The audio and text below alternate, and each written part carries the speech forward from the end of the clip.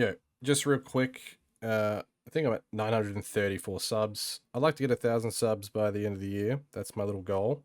So if you are watching and you aren't subbed, which is most of you, to be honest, I have the screens. Just, I don't know, press the button. If you like Smite 2 content, obviously don't sub if you think I'm fucking shit. But anyway, let's get into game one. Alrighty, so we get into draft and we see that team with 5Ms has a pretty complete draft. And by that I mean they get Odin for free with no real resource on the right because Amir and Barkas is really predictable, and they get a Neath counterpick into Amir. They don't take a Jingwei, they take an Anher instead, which allows Jingwei to get the 5th pick somehow, and then they 5th pick Susano into that top 3, which is completely impossible to play. Okay, we start game one with both junglers on the speed side, something that we haven't seen in a while.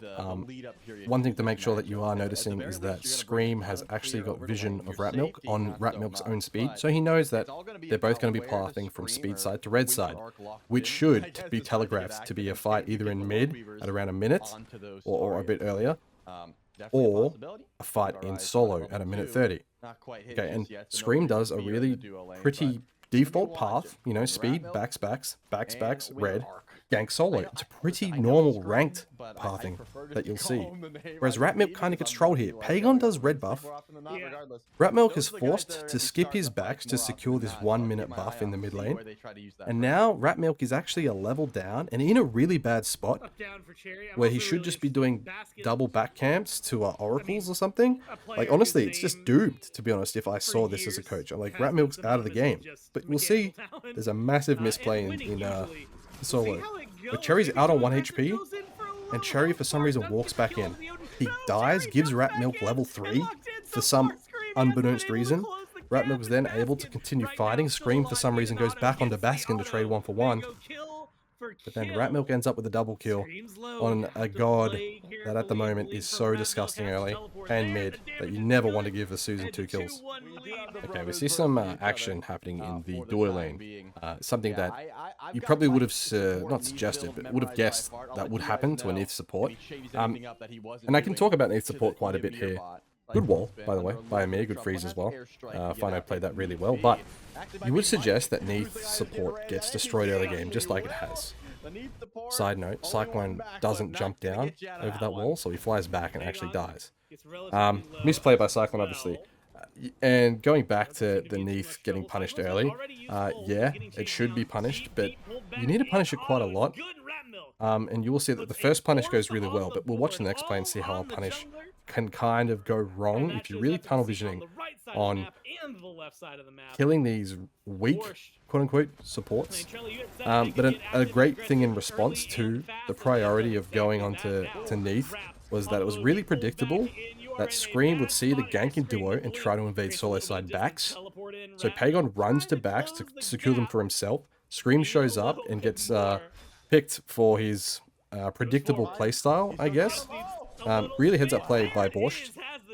If that isn't really how they thought about that path or that passage of play, it doesn't matter because it's still fundamentally good that if Susano is going to make a play on the left side of the map, or on their right side of the map, sorry, on Duo's side of the map, Pagon strips away solo side farm, so there's no real cross-map trades available for team with 5Ms. So really, really good team play there. Even though it looked like a sick little gank, you have to give Pagon credit for stripping the farm too. Other game we see a Gold Fury picked up by Borscht on a 6:30 buff timer respawn, which is really odd, because there should be people looking for their speed in yellow, but no one is, so they just get a free Gold Fury. Now, the things that facilitate that are Anubis damage is huge, Amir damage is huge, and Aho damage is huge. Not something that you can just do all the time. Alrighty, a minute 30 after Gold Fury, we see that Borscht pick up a free Naga. Pretty safe positioning for the Naga to show up, but we see the PBM kind of walks up, gets a bit of interest from Team Borscht, and they go on PBM. Neath has the backflip, he hits a good life binder, he gets a proc of life binder as well, and then they punish Ratmilk for committing to the support. Now, it's a Neath support. We've established that. We've seen it get punished early. But you try to go on it when it has a backflip up. The way that you need to be thinking about seeing this Nith support is, would you engage on a Barcus with flop up in that same situation? You probably wouldn't. It's just that it's a Neath that you think it's a decent target and a really easy pick. Yeah, Just that's what shows I that was it's worried really about, the annoying to fact that deal with Borscht these has off-meta all support 5 of their sometimes. kills on This himself. next clip, it's a really good showcase of priority. Okay, so what Cherry is doing right now is he cleared that solo wave. He cleared the totem in solo, and now he goes up to tower line to get priority and hard shove the solo wave before Barcus has finished his buff. That gives him priority to rotate. So he rotates over to solo, but at the same time, whilst Cherry is soloing, I want you to watch Anubis. Anubis moves into the jungle before BenQ also. So there's this ebb and flow of priority, but Cherio has solo prio, which makes it feel comfortable for team with 5Ms to fight in the jungle. But there's no mid priority, and mid priority is king. So Benny had to rotate through the jungle behind his enemy laner with a jungler with Pagon as well. So Benny rotating in a 2v1 situation into a dangerous jungle side makes the team fight actually a massive bait for team with 5Ms. Like Cherry's rotation was good, don't get me wrong, but Barcus is able to rotate late and still have an impact. Benny cannot rotate late as a squishy mid pick in this really early / mid game phase, and it kind of it shows why Smite's mid priority is king. Clearing mid together is completely fine if you use it perfectly. And to be honest, Borscht didn't even use their mid prio that well.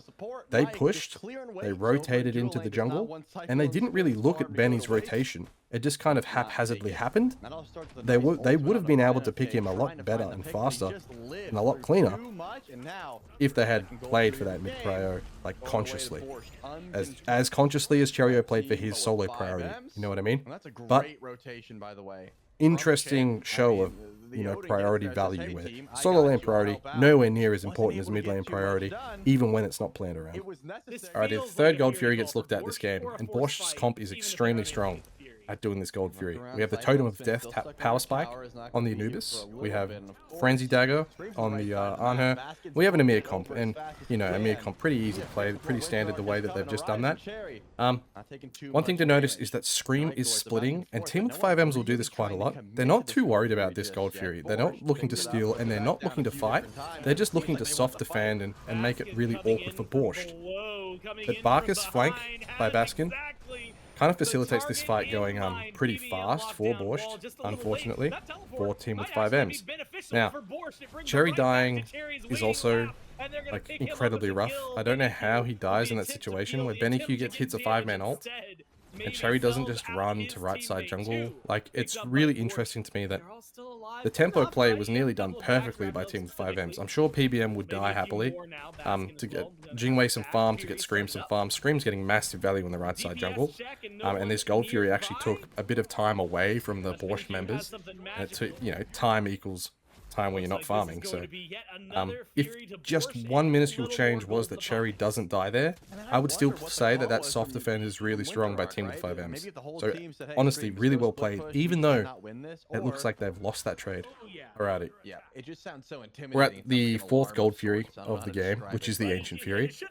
The Ancient Fury, honestly, quite useless here for Borscht, other than the gold it provides, because it will turn off 2 tier 1 towers and the tier 2 tower. Well, not turn it off, but debuff. Give it the Empress Army's debuff. So the Ancient Fury dies pretty quick.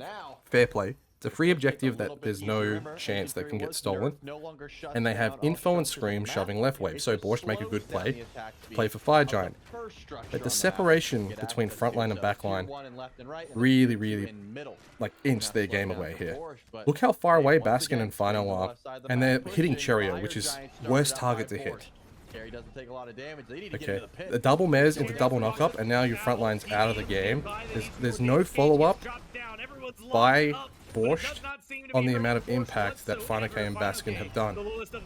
The Anubis ult finds an ulting Jingwei, and PBM just gets so much time and tempo by just playing his life, which facilitates Scream to clean up pretty easily, even though he tanks FG here. So the scaling 4-1 team comp finally groups at the end. Scream honestly plays the Loki insanely well, and it just turns into a massive clean wipe, all due to the fact that Fino and Baskin were hard focusing Cherio for way too long, and they used all their buttons on a tank just to get double mez, double knocked up, and then lose 50% of their health bars, which means like the fight's at an awful state by that point. This turns into a free fire for the blue team, and you know, I have to point it out, pretty awful camera work that fight. You know, pretty hard to follow what's going on. Alrighty, we're into siege phase, and team with 5Ms play it pretty much perfectly. There is a small miss slip up, but it's fine. They're playing a 4-1 with Neith/Loki being the problem in mid lane. 4-1 really strong with an Odin as well as Hecate Jingwei, really annoying backliners to dive because one, you either take too much collateral damage or Jingwei buys too much time. We see BenQ actually creates a bit of a problem here, and it's actually a theme throughout Siege and Phage that this Anubis gets picked on for standing too far up. And against this comp, too far up is about 2 full screens away. Hecate being able to get the Anubis speeds, you know, there's a little bit of poke on this tower, which is completely fine. The Emil comes up, and now this is where I found it. This is the slip up. Like, team with 5M just walking into backdoor this for no real reason allows Sasano to go in. You know, it allows Cherry to get pretty low, and luckily Cherry hits the shell, he hits Anathema's charm, he gets a good cage, and they all reset. Now, most teams here might run for their lives, but Cherry knows. Cherry, big brain coach, says, via fire regen, we stay. He also has Mushroom up again within a minute. Now, Borscht should have backed and played to defend their birds or played to defend mid tier 2. But they stubbornly stayed to defend a tier 2 tower that's on 100 HP. What you're going to see, well, you can't see because the camera changes, but you can see that on the map, Scream is shoving mid for free because Baskin has rotated. But he hasn't rotated into a position where he can do anything, and he doesn't proactively do anything. So he's actually not doing thing. I've said that like 30 times there. You don't see it, but BenQ has just Hecate ulted Pagon again, which forces Pagon to stand still, which turns into a bird bomb pretty easily. Now, PandaCat's at like what, 80% HP, 95? They Neith ult PandaCat's on her at the back of the tower. It allows Loki to dive, and they play the comp perfectly, right? And it turns into a really clean ending phase. The Mushroom comes out once again, the Naga's a tanky tower. It's actually quite clean, to be honest. But really big misplay by Borscht to stand under that dead tier 2 tower to try to defend it. Its map state wouldn't have changed a thing. They could have backed and defended their bird. You know, Anubis ult doesn't really do too much. They don't have beads active. Really, really rough Anubis situation to be in. Overall, really clean game by team with 5Ms. You know, scaled really well with their comp. And they didn't overreact early game. They were happy to be at a 5k, 6k deficit and know that they're able to scale up the later the game goes. Really well played. Alright, so we get into draft for game 2, and they run it back with a 4-1 comp versus a standard team fight comp. They get Odin for free, and they take Hecate. Good adjustment because I think Hecate's team fight is better. They take Neith, I think, as a flex, but he counterpicks himself, so Mike just has to get it, which allows Benny to get Noir, which doubles down on global pressure, and then they have a Susan 5th pick again. I don't understand why Susan Preo's there. Impossible to play Susan here. Who are you going on and living on? Like, I don't get it at all. Alrighty, first thing I want to point out this game is Mike's great decision to buy Triton's Conch. If you think of Smite 1 items, you think of Sovereignty and Heartwood being the staple aura items. In Smite 2, we see it transfer over to this Conch, and it's like the opposite effect of those Heartwood and Solve. It's a power buff around you. Really, really strong item. Really good for the identity of this comp too. You want to be buffing Noir, you want to be buffing Jingwei, and he wants to be staying around them because their CC is quite severe with Neith Noir. We get to the first buff spawn of the game, and we see that they're playing towards Duoside, they being Borscht. Now, pretty solid identity to choke out the Jingwei, choke out the Neith, but the issue for me is that Mike isn't playing for this solo side fight that's going on. So Mike should actually just be ulting Barcus here. They Noir ult, yeah, bang, you know, Loki ult. Just double down on this global comp and ult this Barcus because Baskin could have lived here. Every cooldown was down and Barcus decided, you know, I don't know why he up-downed in lane right there. He could have jumped over a wall, he could have been way more annoying.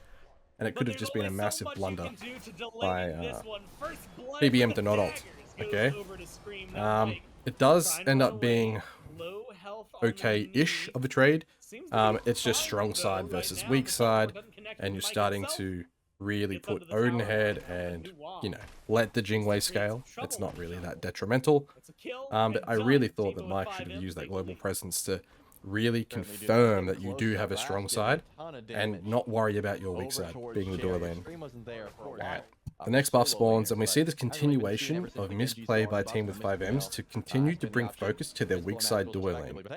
The form of misplay here is that Scream's been pulled over to defend a purple buff, and it's like 3 members of team with 5Ms just not getting any money, not getting any experience, and just kind of wasting their time for 20 seconds. We do see Benny kind of soft rotate right side, doesn't end up doing it, and at the end of this play, the footage does cut off, I don't capture it, but what happens here is that Baskin, is able to get a ward on that blue, he goes back, secures his own blue, and that lane is kind of now stabilized and therefore not a strong side anymore. For the third time, Scream shows up in duo lane, really for some reason wanting to play this Jingwei lane. Look, he micros really weird here, maybe it's a spectator bug, but the proof is in the pudding that, like, playing for this lane is just ridiculously difficult, even with the presence of 2 globals.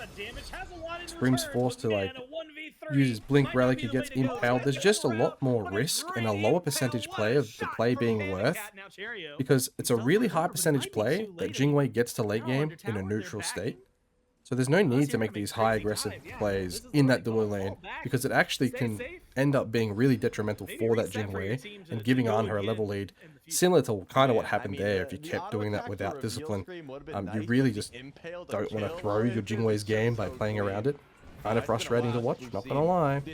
Alrighty, we're 15 minutes in, and there's a really weird pyro pull here by Scream. He gets 50%, which means he's no longer able to, like, play the game, and that's fine, it is what it is, but I'm really struggling to understand this grouping around mid.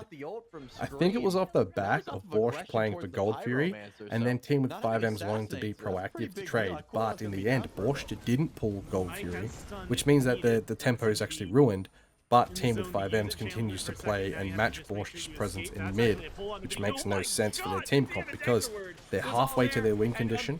There are only 3 item slots. You know, that team comp comes online with 6 items, and they just try to match presence, which makes, once again, no sense. So Borscht get a couple free kills over not even doing anything proactively. They get a pyro, and then Cherry makes this weirdest play ever. Sure, Rat Milk may be ints here under tower, but that's just Rat Milk being a ranked player, I'm assuming. Like, he's just going for it. And then Cherry jumps over this wall, which in no world would have this ever been beneficial as a trade, because Cherry's level 15 comparison to, like, a level 17 on her after this play, like passage of play. And it just puts him even further behind in a comp where, once again, you want to hit 6 items. Like, come on, please. I just don't get it. That whole passage play was absolutely awful. The last 9 minutes for team with 5Ms have just been so unoptimal, and just bad decisions after bad decisions after bad decisions. And they're still only like 1,500 down, maybe 4,000 down after this Gold Fury and the tower wipe. You gotta watch out for Pagan. Gold Fury started up. Okay, so Borscht have a really good heads-up play here. They keep the pressure going, even though the Gold Fury didn't go their way and their gold lead kind of shrank. Their comp right now, in comparison to team with 5Ms comp, would arguably be a lot stronger. So they say, let's do the objective now, otherwise it's going to scale way too late and turn really messy. Then I think they make the right play to call for the fight, which is completely fine, and they end up getting a really good pick onto BennyQ, right? Benny has a decent Aegis, they use everything, they have to dive quite deep, but now this is where discipline comes in to be a massive part of an issue for Borscht, and it might just be game time.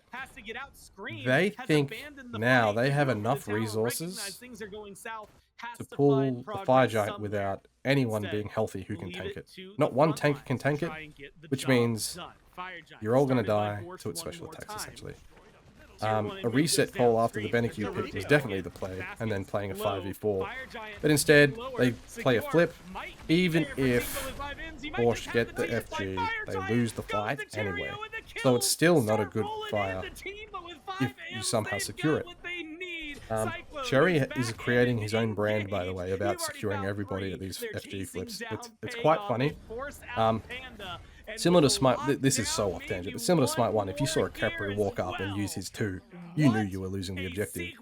I feel like Cherry has that aura around him now, where if Cherry's walking at your objective, you know you've fucking lost it. And that's the thing. There's no point Baskin had doing the it. runic bomb and the But Sunder when you yeah, try bad to by stack Borsch them on to top of get each the other. really sick play, Sometimes but things then get a not bit power clunky, play with and it. Not Cherry reset, had the take a Sunder that 5v4 won on the goal. day, I'm on steals fire, away sorry. the I objective, just forced it way and too hard. another wipe that Borsch had. Once team with 5Ms have the Fire Giant buff, they just clean up the map and strip it with the Gold Fury into a tier 2 tower in left, into a tier 2 tower in mid. And then there's a really weird play where they chase Rat Milk all the way to their own backs, grab the kill there. Just a really nice cleaning up phase. Love it. Okay, so this clip, in my opinion, shows the issue with Amir in this draft. Or not with this draft. It's just against Neath, against Noir, and also, like, I guess you could throw Odin in the mix there as well. It's just that Amir plays really predictably in the fact that he wants to walk up and wall. So if he comes up into wall range, it means he's in range of range CC also, which means he should be blown up pretty easily, because that mentality can carry from 0 minutes all the way up to 40 minutes plus 60 minutes. And historically, Amir's had a really rough time with the range CC, so free fire. We once again enter sieging phase with team with 5Ms, you guessed it, playing a 4-1 comp with Loki in mid, with Neath and Nuwa able to assist if needed. But we'll see that Mike has plays this siege very similar to game 1, where he just Neath ults the mid laner. So Pagon just cops a random Neath ult in the next like wave. So they kind of wait for wave to be close. He throws it now, so she's unable to, you know, be very confident in clearing that wave. Naga's drop down, and then they just cage the front line, and they play front to back. Like, it's actually really, really clean. Death Metal gets popped as well. Purification popped perfectly. The Mushroom kind of too far back because you've got really, really nice, strong presence diving. And then, I don't know, they just clean it out really well. And I think the Neath is a hack for the sieging. Like, just getting Neath ulted as a mid laner ruins everything. It literally just ruined everything, and it turns into a really clean end phase. Really easy too. Definitely sorted out these 4-1 sieges with a Neath support. It does look very easy to execute. So big fan, big fan.